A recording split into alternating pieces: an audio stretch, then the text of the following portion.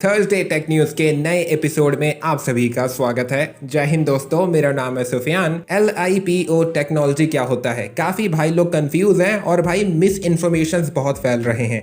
चलो मैं समझाता हूँ। LIPO टेक्नोलॉजी अगर एकदम सिंपल तरीके से समझाऊं, किसी भी स्मार्टफोन्स के बेजल्स को और कम करने का टेक्नोलॉजी है। इसका कोई कनेक्शन नहीं है LTPO से, ठीक है। और आने वाले वक्त में जितने भी फ्लैक्सी फोन्स अभी आएंगे, उनमें से बहुत सारे फ्लैक्सी फोन्स में इस टेक्नोलॉजी का इस्तेमाल किया जाएगा। LTPO को तो आप जानते ही हो। LTPO में क्या होता है, 1 हर्ट्ज, 2 हर्ट्ज, 3 हर्ट्ज ऐसे करते करते डिस्प्ले स्विच मारता है, बैटरी भी बचता है, इससे काफी अच्छा टेक्नोलॉजी है। और इसी तरीके से LTPS को भी देख लेना, मैं आपको सारे डिटेल्स दिखा दूंगा। और मैं जानता हूँ मेरे भाई, किसी न किसी के वीडियो या फिर पोस्ट के कमेंट में जाकर आप बोले होगे भाई इस फोन में तो LIPO टेक्नोलॉजी नहीं है। भाई इसमें क्या LIPO टेक्नोलॉजी है? देखकर बहुत दुख हुआ, LIPO टेक्नोलॉजी नहीं है। क्यों मेरे भाई, ऐसा नहीं होता, ऐसा नहीं करना चाहिए। वैसे भी जो आज के नए डिस्प्ले आ रहे हैं, जो भी आने वाले हैं, जैसे कि सैमसंग का M14 देख लो, iQOO 15 में देखने को मिलेगा, या फिर जो भी नए नए डिस्प्ले होंगे उनमें ये टेक्नोलॉजी होगा ही होगा, फिक्र ना करो। अच्छा चलो, नथिंग के अपकमिंग फोन्स के डिटेल्स आपको बताता हूँ। पहली बात तो नथिंग टीज कर रहा है थिन वर्ड को, देख सकते हो, मतलब कि हल्का पतला फोन वो बना रहे हैं।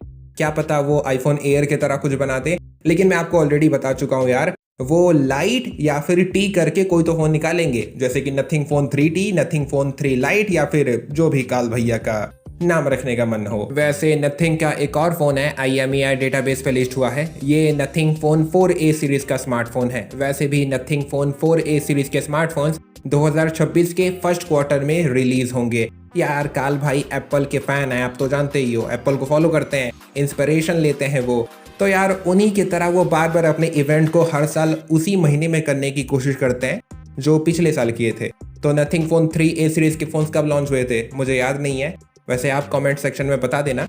देखो यार, काल भाई पे निर्भर करता है मेरे भाई। मैंने बोला था ना पिछले महीने, मोटोरोला एज 70 सीरीज के फोन्स में फ्लैट डिस्प्ले देखने को मिलेगा। मोटोरोला एज 70 को लॉन्च करने का तैयारी शुरू कर दिया है मोटोरोला।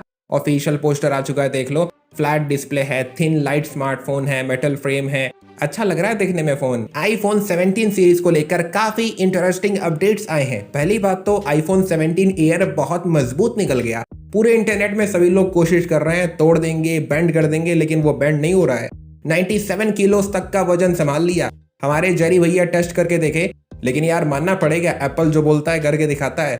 फोन बहुत ज्यादा मजबूत बनाया एप्पल ने आईफोन 17 एयर को। और सुनो मेरे भाई, एप्पल ने आईफोन 17 सीरीज के इवेंट पे बोला था कि भैया हम अपने आईफोन 17 सीरीज में वेपर कूलिंग चेंबर दिए हैं। भाई तुम फर्क देखो यार, वाकई में एप्पल ने बहुत मेहनत किया है। इस बार आईफोन 17 सीरीज के आईफोन्स काफी अच्छा कूल काम कर रहे हैं। पूरे इंटरनेट में कई बंदे रिपोर्ट कर रहे हैं आईफोन 17 सीरीज में जो प्रो मॉडल्स हैं उनमें बहुत ही आसानी से स्क्रैचेस आ जा रहे हैं बैक में। डैमेज हल्की सी बात पे दिखाई देने लग रहा है, और यार तगड़ा वाला डैमेज दिखाई दे रहा है। हल्की सी बात पे बंदे पॉकेट को फोन में रख रहे हैं, भाई फोन में स्क्रैचेस दिखने लग रहे हैं। और हाँ यार, काफी भाई लोग फरमाइश कर रहे थे, सुफियान भाई आईफोन 17 सीरीज के सारे आईफोन्स के कैमरास के सेंसर्स का नाम बता दो। देख लो मेरे भाई, ये भी दिखा देता हूँ। सारे आईफोन 17 सीरीज में LPDDR5X रैम टाइप है। और यार आईफोन 17 एयर देख लो कितने दिन चल सकता है, उसका मैं बैटरी टेस्ट का रिजल्ट भी दिखा दूंगा।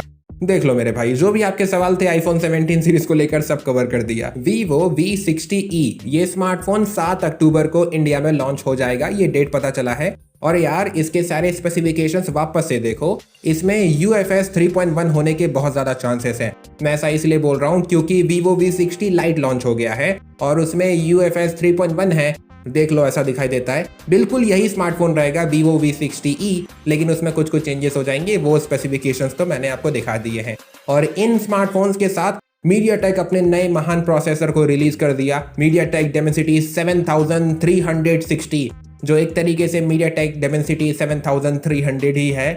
बस MediaTek थोड़ा सा काटने की कोशिश कर रहा है। सच कह रहा हूँ यार, केवल मार्क जुकरबर्गर भैया के चक्कर में मेटा रे बैन का लाइव इवेंट हुआ था यूट्यूब पे, मैं उसको देखना शुरू किया। और यार उसमें कुछ कुछ डेमो फेल्स के सीन भी मुझे देखने को मिले। मैं आपको दिखा रहा हूँ, देखो, आप समझ जाओगे मैं क्या कहना चाहता हूँ।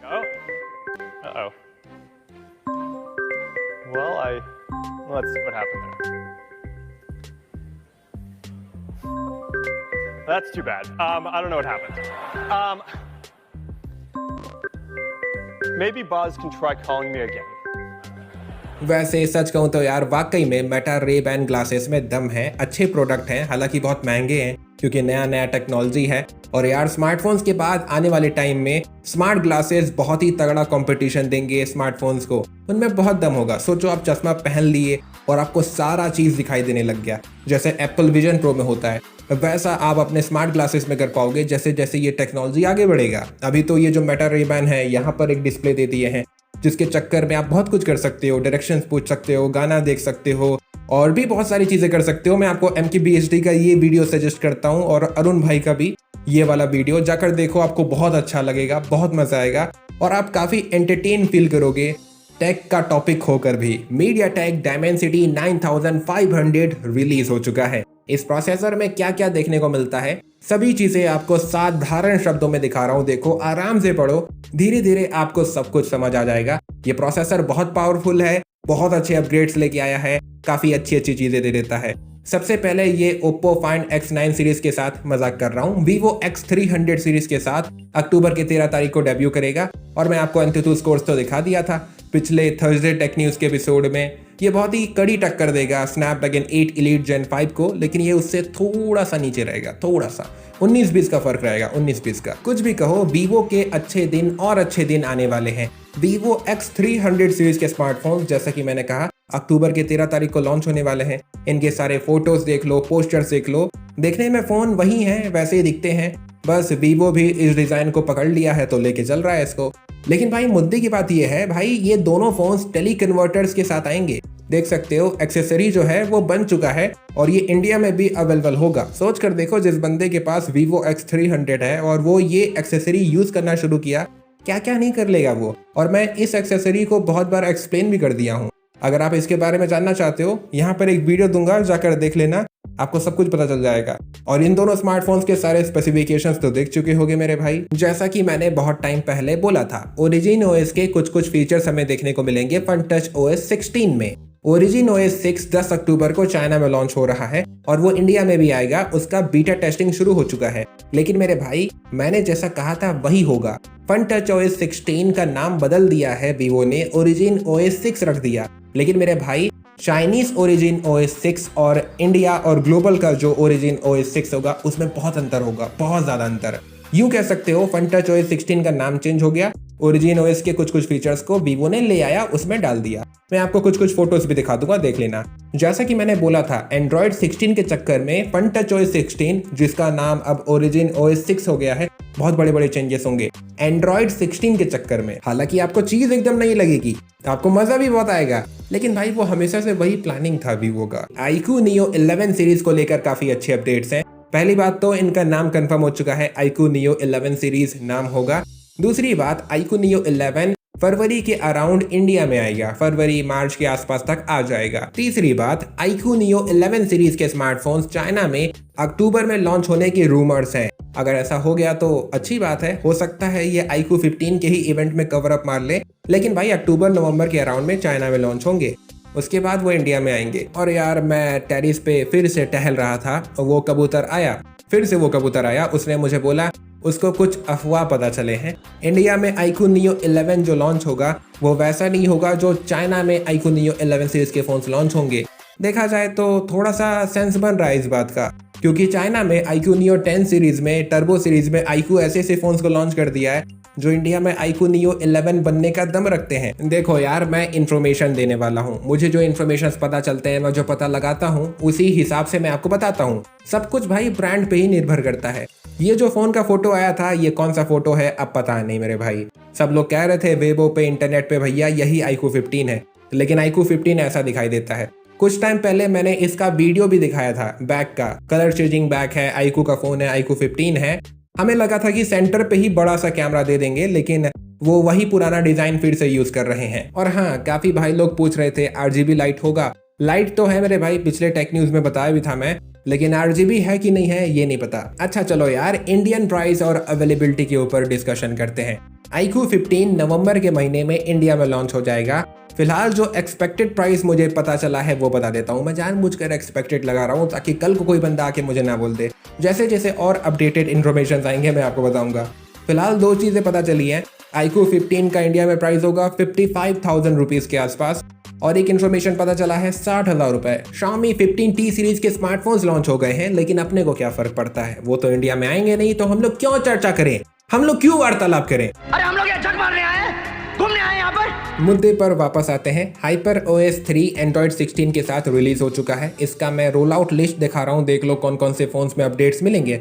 तो क्या हुआ, ये ग्लोबल का रोल आउट लिस्ट है, लेकिन इंडियन रोल आउट लिस्ट भी कुछ कुछ ऐसा ही होगा। एटलीस्ट आपको पता तो चलेगा कौन कौन से फोन्स में मिलेगा। मेरे दोस्त, ColorOS 16 Android 16 का बीटा टेस्टिंग इंडिया में शुरू हो चुका है। बहुत ही जल्द आपको पता चलेगा, बहुत सारे अच्छे अच्छे फोटोज वीडियोस आएंगे। लेकिन मैं आपको चाइनीज ColorOS 16 का दिखा रहा हूँ, देख सकते हो कितना स्मूथ फ्लूइड काम कर रहा है, देखकर बहुत अच्छा लग रहा है। और यार यकीन करो, ColorOS 16 बहुत फेमस है, चाइना में बहुत बंदे यूज करते हैं। और भाई चाइनीज मार्केट में ColorOS 16 बहुत टॉप मारता है, अच्छे अच्छे लोगों को पछाड़ देता है, एकदम टॉप पे रहता है। और यार ColorOS के हैप्टिक्स और वाइब्रेशंस का जो इम्प्लीमेंटेशन है झकास होता है, और जो AI फीचर्स होते हैं वो भी काफी एक्यूरेट रहते हैं। फीचर्स भी बहुत भर भर के होते हैं ColorOS 16 में। Snapdragon 8 Elite Gen 5 ये प्रोसेसर रिलीज हो चुका है। इसके सारे डिटेल्स मैं आपको दिखा रहा हूँ, देख लो मेरे भाई।